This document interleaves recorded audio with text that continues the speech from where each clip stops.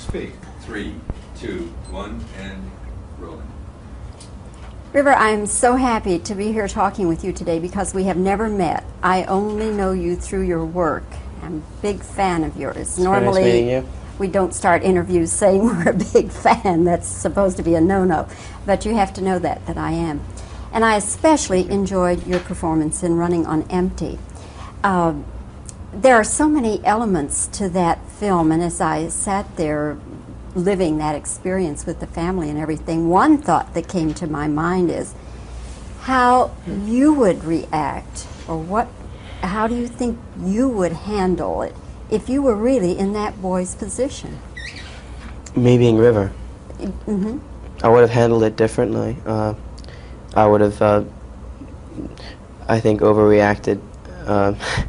I've been a little more dramatic because I'm not as used to the patterns that Danny has been through, and he's very aware of the cycles that he's gone through, and it's happened again and again, and it's just like, here we go again, another hiding, another place to be, and it's different for Danny, I think, than it would be for me. I mean, I would have been a lot more distressed by it all, and a lot more confused, because I come from an entirely different situation, something that... What is your family life like? Now, I know you're professional people, but you know, when you're the family unit, what are you like? It's hard to say. We're all over the place. There's a lot of stuff that's out there in the open as far as feelings. If you get angry, it's out there. It's out there. Everything's out there. It's really honest and immediate, and because of that, we don't let things build up too long so that we can deal with it and talk about it. And there's not many head games that go on. If we're upset, we don't show it by walking around with a real grim look on our face for hours and hours on end.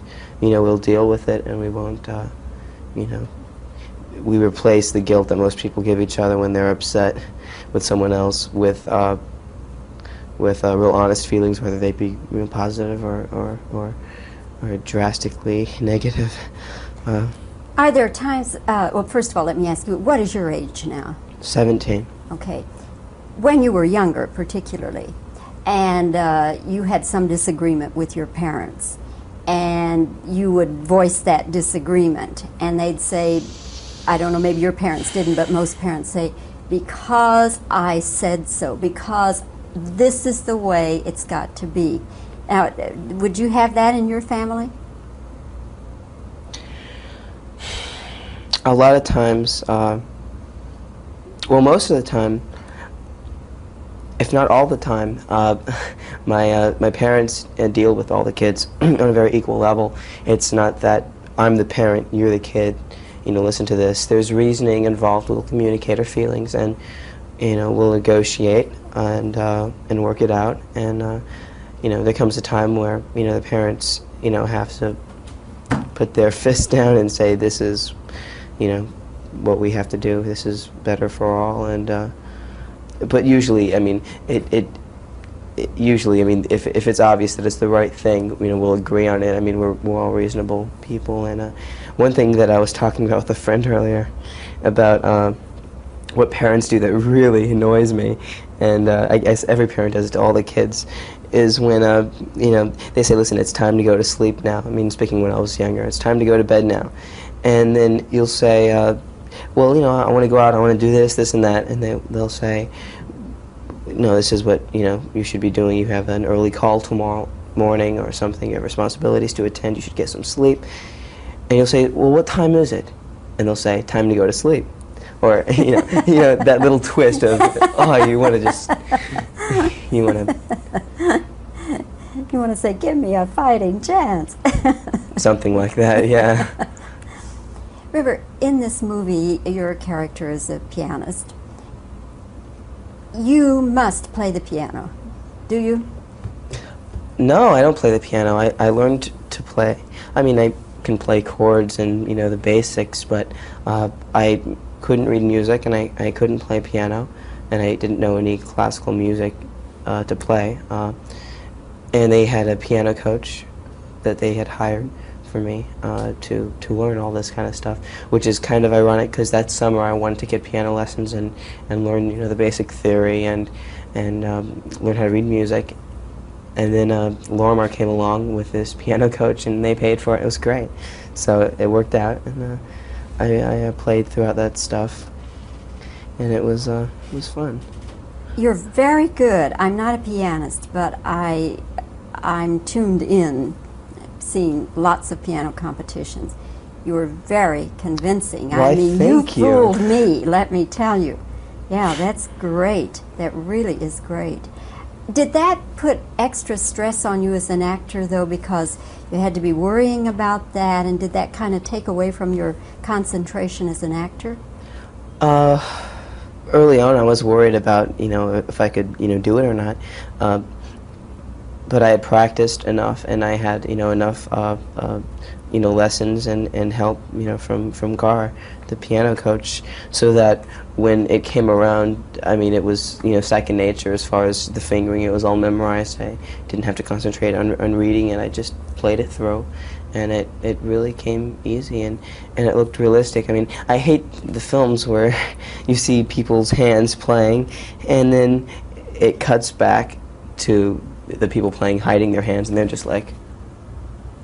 And in this, it's fun because you see the hands, and then it pans up, and you see me playing. And it's like, yeah, I did that, and it feels good because it just adds, you know, realism to the, you know, to the film, and I think that. Did you enjoy the classical music? I was listening to a lot of it during that time, and I really do like it, and I love strings, I love cello, and I met one of the cello players that were acting in it at Juilliard, and the bassoon player, and I had written a song, and we had gotten together, and we had recorded it at a 24-track studio on my 17th birthday, and it was a lot of fun. It was kind of like this vaudevillian song with a kind of polka beat, and you know, with cello and piano and guitar, and it was fun. Are we going to hear that? Are you going to hear that? I don't have the tape on me. But You should release it. I think it'd be great. release it. Sure, why not?